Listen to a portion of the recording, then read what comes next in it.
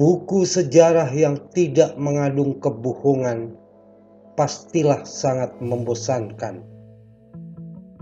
Banyak manusia terbiasa berpikir bijaksana, tetapi melakukannya secara bodoh.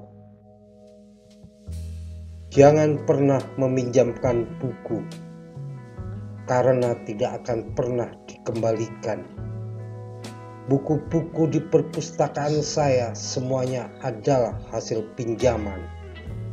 Keadilan berarti menegakkan hukum terhadap ketidakadilan.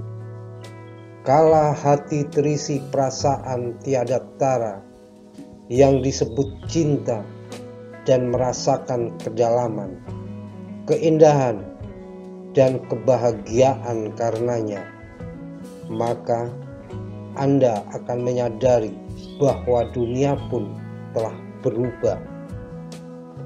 Untuk meraih cita-cita besar, kita tak hanya perlu bertindak, namun juga bermimpi. Tak hanya perlu merencanakan, namun harus meyakini.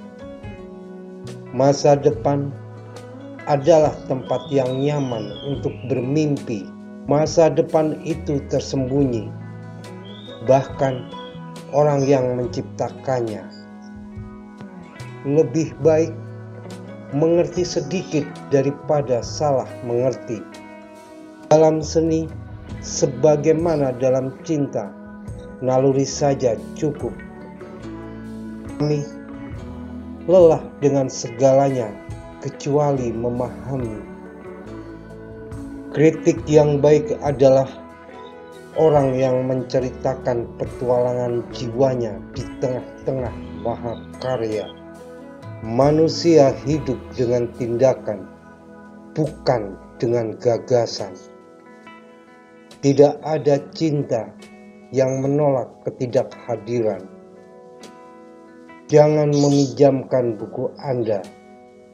Tidak ada yang pernah membuatnya.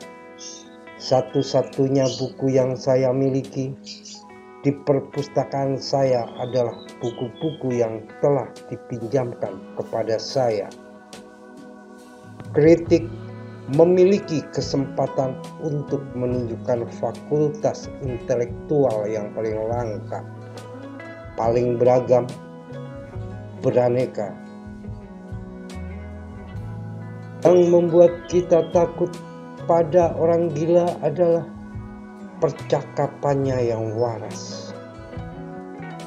Kesetaraan hukum yang agung yang melarang orang-orang kaya dan orang miskin tidur di bawah jembatan, mengemis di jalanan, dan mencuri roti. Buku-buku sejarah yang tidak berbohong, semuanya sangat cemberut. Jika 50 juta orang mengatakan kebodohan, itu masih kebodohan. Alasan paling sering adalah kebahagiaan dan bukan kebajikan. Melalui tindakan dan bukan oleh ide-ide. Itulah orang hidup. Untuk melucuti yang kuat dan mempersenjatai yang lemah akan mengubah tatanan sosial yang harus saya pertahankan. Keadilan adalah sanksi atas ketidakadilan yang mapan. Wanita ingin dicintai, dan ketika kita mencintai mereka, kita menyiksa mereka dan mengganggu mereka. Ada yang sangat jujur, yang tidak berpikir bahwa mereka telah melakukan tawar-menawar, kecuali mereka telah meniru seorang pedagang. Hanya pria yang tidak tertarik dengan wanita, yang tertarik dengan pakaian wanita. Pria yang menyukai wanita tidak pernah memperhatikan apa yang mereka kenakan. Ironi adalah kegembiraan refleksi dan kegembiraan kebijaksanaan. Jika jalan itu indah, janganlah kita bertanya, kemana jalan itu menuju? Kami mencela orang karena berbicara tentang diri mereka sendiri, tetapi itu adalah subjek yang paling mereka perlakukan. Kita tidak tahu apa yang harus kita lakukan dengan hidup yang singkat ini. Namun, kita menginginkan hidup yang kekal. Penderitaan, kita berhutang padanya semua yang baik dalam diri kita, semua yang memberi nilai pada hidup. Kita berhutang padanya kasihan, kita berhutang padanya keberanian, kita berhutang padanya semua kebajikan.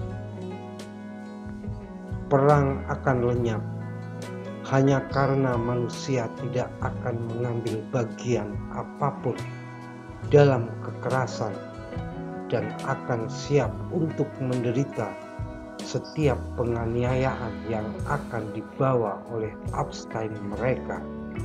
Itu adalah satu-satunya cara untuk menghapus perang.